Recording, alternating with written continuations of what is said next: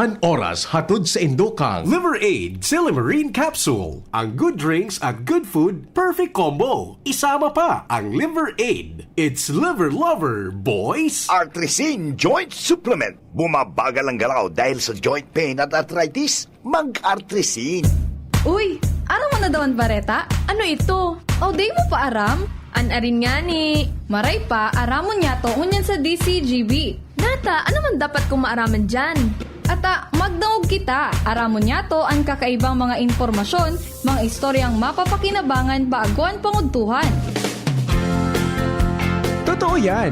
Uya na ang programang Aramon Yato digdi sa DCGB. Kaiba si Mardela. Aramon Yato.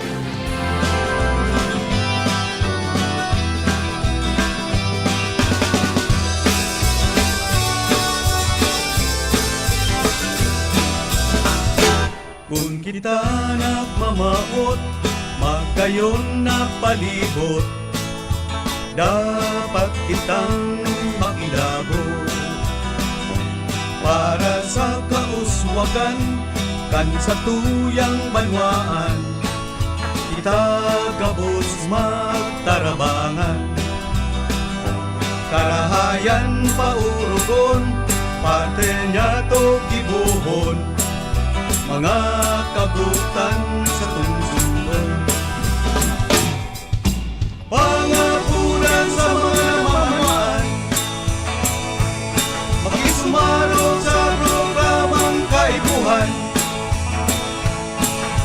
para sa katoninungan asing kaginawahan.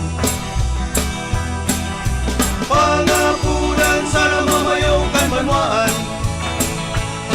ibunan serbisyong tunay na ilalauman, na mapapaginabangan kan kadaklan. Bagatugang, good morning! Good morning Luzon, Visayas, Mindanao. Welcome po sa programa. Aramon niya ito kunyang pong aldaw na inin Miyerkules. Pet sa 29 na po sa bulan kan Hulyo 2026. Ako po ang sanong lingkod, Mardila, daing iba sa sana. Pero diyan, iribanan po kita hanggang alas 11 lang. Sa Miyerkules po niyan pag alas 11, papasok po ating friendship from Bicol University Extension Division para po sa sendang programang pang-edukasyon at pangkabuhayan every 11 o'clock to 12 noon po yan kada Miyerkules. Kaya giriba dyan ang birthday celebrator Professor Dr. Edgar Barameda. Happy birthday sir and welcome to the club and enjoy the perks of 20% discounts. Sisinta na si sir. And then siyempre mga tugang si Seth Di Matera, Professor Seth Di Matera. Kasama natin mamaya 11 to 12. Benos, ngunyan po sa presentasyon ng programa, kasabay po sa lado technical si Chief Ramir. Tapos siyempre si Jerome Nico Martinez sa lado kang DCGB Social Media Department. Ito yung pong IT. And siyempre ito yung mga OGTs from Sorsogon State College, so State University. Sa newsroom, yan po dyan ang mga pag-aribata. Mga tugang sa newsroom, sina Jenny Balyaran, Ciara Meliron at saka si Nicole Ann Gloriani. Bantang duman po sa luwas sa Mega Force Patrol sa palagos pong pangalap ng mga istorya para may balangibog sa banwa na si mapukawan mga turog sa pansitan. Yan po dyan, siyempre, nangyayari sa muyang Field Commander, Chief of Reporters Jimmy Nasrita dyan po sa 3rd District.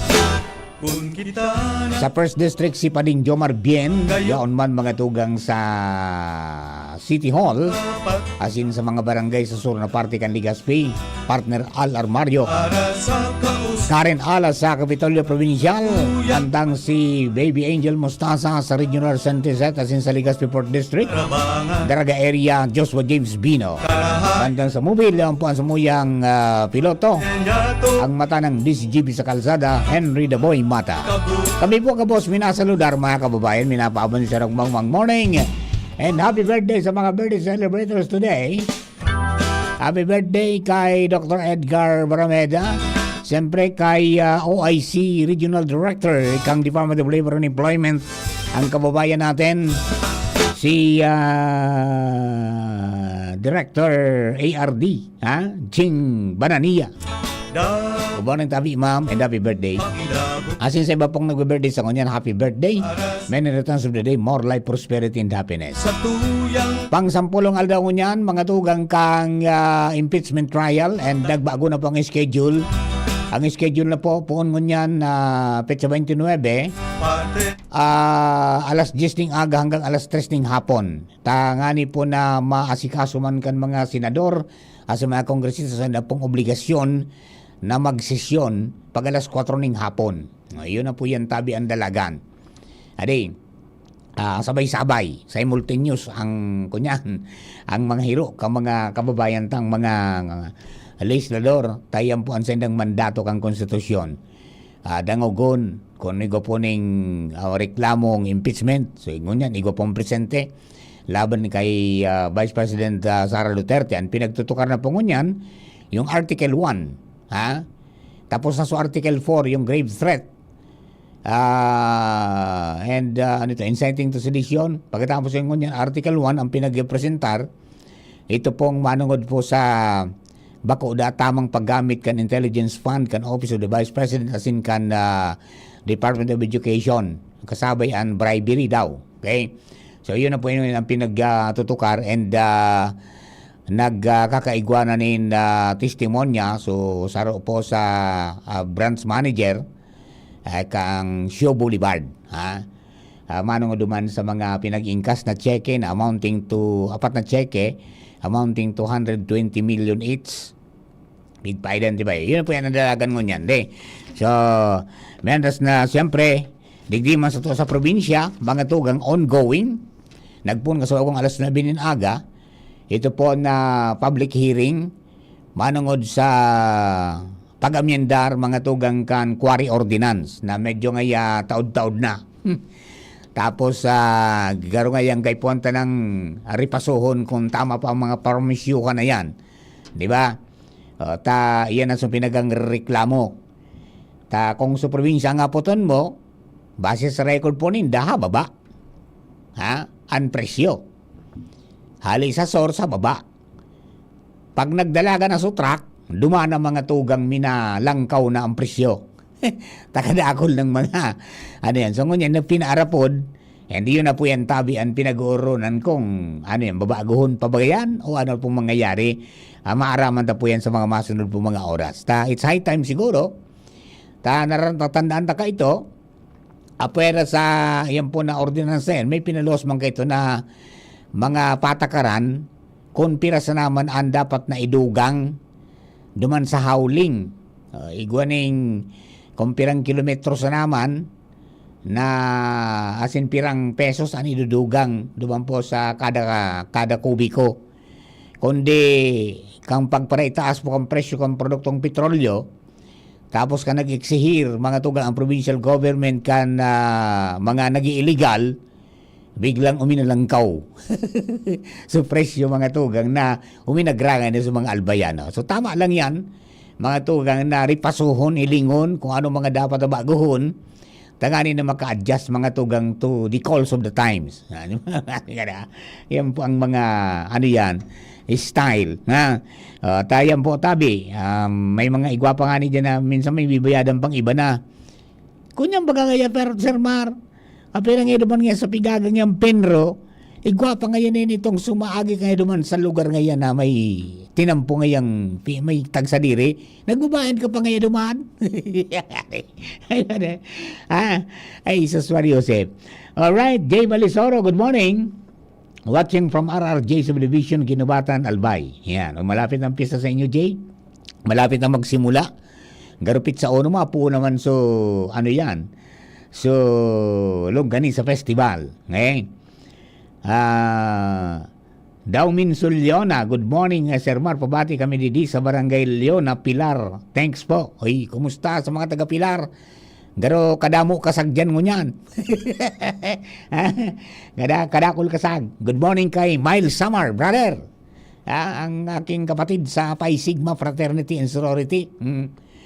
Si Brother Miles Samar, good morning tabi sa imo. And then siyempre si Sir Jeff Santos dyan po sa Queenstown, Australia.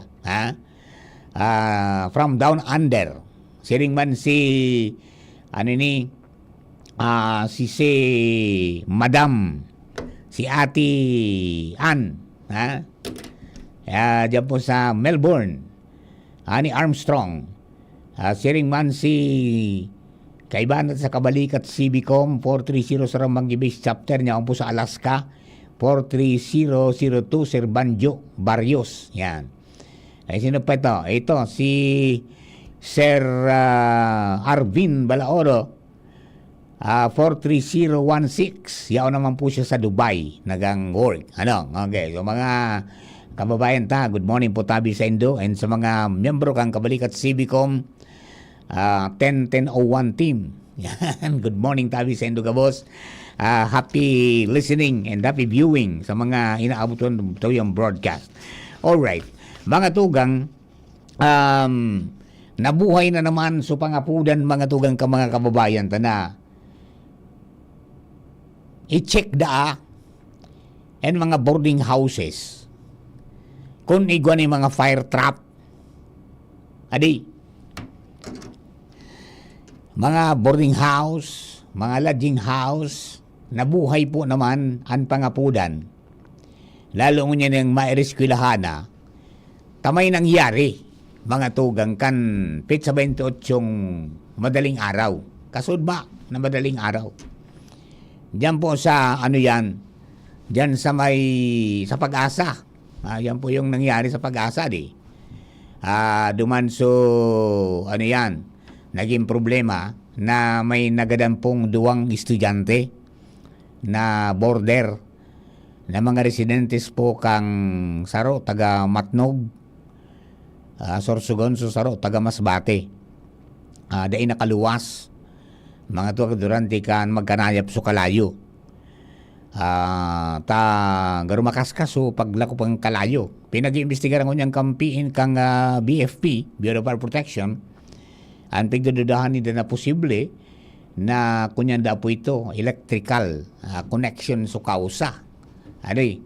Daan sabi nagpon sa sarong law office, kuminanayap hanggang sa nasulo so mga tulong kotse, tulong auto, and then duminila na so kalayo na nakadamay na po duman sa boarding house.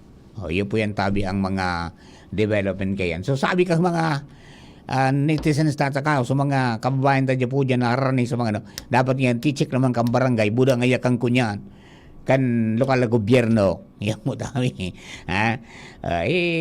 iyo po yan pag may nangyayari may mga reaction po na minaluwas po tabi so basta iyo po tabi mag-ingat kita maglikay asin siguro ho na may exit sa tuya po ng mga kasambahay o mga borders, kung igwaman, mga tugang, tangani po na maging ligtas sa anuman po na katibaadan kapag nagkaigo po nin pagsilyab nin kalayo. Okay? Sabi ni Jel Alcera, good morning Ayamar, watching from Cornwall, New York. Also sa mga neighborhood natin sa Purok 6, Rawis, Legazpi City. Yan. Good morning, Jel. Long time no look. Ingat po tabi sa nadyang firme. Ingat sa natabi firme. Okay. Dumang po sa mga kababayan ta, makonsuelo ining mga joke ka mga teachers ta na kami ngayon bugbog na sa training. Bugbog na sa training. Good morning po lang kay Principal Buen Uwog, amigo. Diyan sa San Jose National High School. Good morning tabi sa mo, boss. Na bugbog na sa mga training, siguro ngaya dapat ngunyan ngaya ang training naman, so manungod naman sa kunyan self-defense. Ano ba doon agad na nangyari, iba na ugali talaga ngunyan ka mga hubines. Bako manggabos. Pero compared kang panahon nauso pa sa mga gurugang, di ba? Upuso pa sa mga puro frat. Dahil kitang nababaritaan mga tugang na so estudyante binugtian sa maestro. Utong nangyari ngunyan sa pag-imbestigaran kang kunyan sa Davao de Oro, Pigi-imbestigaran mga tugang kang pulisya asin man kan DepEd. So nangyari mga tugang, duman sa sarong teacher na senaryo nasa gym. And pinagsasabihan so sarong estudyanteng grade 10 na haliw na ikaw. May ikaw na, may ikaw. Pigdagita na, pigsita na, haliw mo nga ikaw mo, tabawal nga iyan, digde. Yeah. Malay, tutan sunod na senaryo na ilang sa CCTV, may buminungag na estudyante sa likod ni teacher. Tugang na ito kay itong sinita. Mangyari. Hanggang binarubugtian sa teacher. Di nagreklamo sa teacher sa ano yan, sa pulisya. Ano yan, serious physical injuries kontra duman mga tugang sa duwang estudyante. Jesus Mario si Padi. Nakikita ko ito, ngunyan ko sana talaga naaraman niyan ka ito. Ang mga kaluwag ka ito ka mga estudyante, pigpapara tuya-tuya sa naman habang nakatalikod si sir. Ay ngunyan iba na may tumang nanal. Yung mo nang bugti na. Nang binugbog si teacher, Susman Yusef. Siguro ay baguhin natin, turuan natin ulit. Okay lang yung magpahayag kanin sa imong sentimento, madagit ka, pero yung respeto tabi, dapat yan mawala. Diba? Diba, partner King? Yung respeto sa mga nakatatanda ay hindi dapat na mawala. Pero mong, pinumadahan, Kapitan, Kapitan Deo, 43011. Pinumadahan to maestro. Ayan. Good morning kay Consi Joey Maristela. Maano na naman kamong duwa sa Ligaspe? Nagmamatingi kami sa 4-5 ni Consi Joey Maristela. 7-6 Ligaspe. Nakalunad sa auto ni Consi Joey. Mapa Ligaspe Sudua. Ano daw naman ang mga gibong ganing duwa digdi sa Ligaspe? Di lamang ko muna ngagdamag kape. Good morning, partner Mar. Dapat obligaron ang may mga sariling boarding house na magkago kay fire extinguishers and boarding house. Yan po, tabi. Actually, pag naglinegosyo ka talaga, dapat kumpleto. Di ba? Primero, igwa katapat ng bako dapat yan fire trap, may fire exit. Di ba? Tapos yan, igwa ng fire extinguishers in case of emergency. Igwa po ng igwa nga kung may fire alarm, o kaya may sprinkler. O di ba? Yung mga simpleng mga madali na mapalsok sa ibang kalayo at saka magi-mata. Duman sa mga kabarangay ta. Iyo po yan ang saro ng mga dapat pong tawan maning atensyon mananggat. Okay. So yan medyo mamundo man ang mga pangyayari na tama ka nga dyan Papa Mar, turumang na. Nasubra na yung demokrasya kita. Diba? Yung courtesy and discipline parang nawala. Diyan sa mga nangyayari. Diba? So, dapat siguro talaga magkaigwanin kunyan. Nin mga giraray. Tautaning atensyon sa mga kaakian. Sa aki pa hanggang sa dumakula na. And bako lang sa mga teachers kundi pati na po sa mga magurang yan. Diba? Okay, so yun po, tabi, mga pressing stories po ngunyan na mga nangyayari, Sus Mariusi. Pagkatapos, siganda call ka mga ito po na online threat, no? May mga para patarakot na mga kababayan kita, manong dyan sa online threat. Okay? Alright. Papa Mar, pwede nga yan na ganyan tukaron mo an manungod sa trending ngunyan nga sa sa online na paksili ka. Ano yan? Pelikula? Ay sus Mariusip na aki ini. Saga na garo tabi, medyo kulang kita sa oras mo niyan. Di ba? O saga o sa Friday, medyo buwilo kita. Basta yan po, sa madaling salita, yan po na Paxilica, ngayon po yan, so nagpaplano na magbugtak mga tugang nin sarong dakulang industrial complex duman sa New Clark City sa Tarlac. Yun po yan. May proposal sinda ta nagbiriyo so 23 mga tugang na mga nasyones na magbilog ng garong grupo para po sa AI and saro ang Pilipinas sa signatory duman pagkatapos tangani na kontraunda po sa monopoly kan China. Tasangon yan ang China may pinakadakula mga tugang na negosyo manungod dyan sa mga computer sa siniba pa.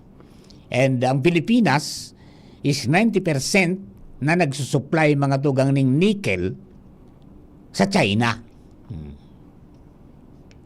So ito ang gustong i-break mga tugang kan mga nasyones na ito na pinapanginutan kan Amerika. So nabuhay po yan na Paxilica. Parang pelikula, di parang sci-fi movie. Paxilica. Nahadit mga tugang, may nahadit, igwanin mga nauugma. Asin naglalaom na yan ang ngayagaro ang labik ang Pilipinas para umasinso. Di ba?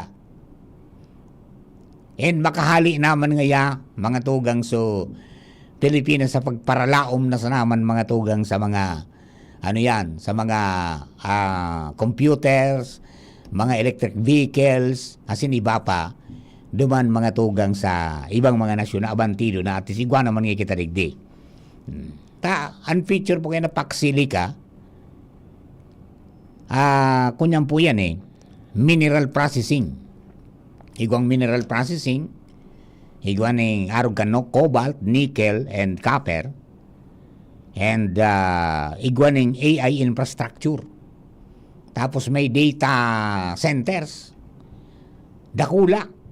Ang sabi kang mga nakuatang impormasyon kan 1,620 hectares o 4,000 acres.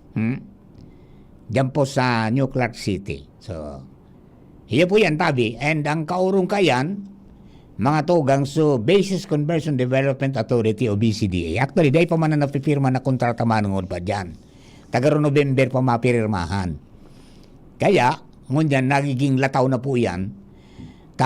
Igwan ng mga pro-China ngayon na kontra sa Paxilica, igwan ng mga pro-US na pabor sa Paxilica. Pero, ano nga mangyayari kayan? Ang sabi, makilala po nasa 130 to 190,000 na empleyado o empleyo o trabaho kapag ngayon namuk na yan. Maray man na di. Maray sa ekonomiya. Kaya lang siyempre, ang question yan is, ano ang impact mga tugang kang Paxilica Industrial Complex sa environment? Primero sa power and water resources sa Pilipinas. Sa Biyernes na, ipadagos tata, wala kitang oras tabi. Sendo ka boss, salamat mo maray sa pagkantabay. Mga na po masunod ang programa po kang Bicol University Extension Office, ang pangkabuhayan, pang-edukasyon at pangkabuhayan. Giriba po sina Professor Seth Di Matera at Dr. Ed Barameda. Thank you and God bless po.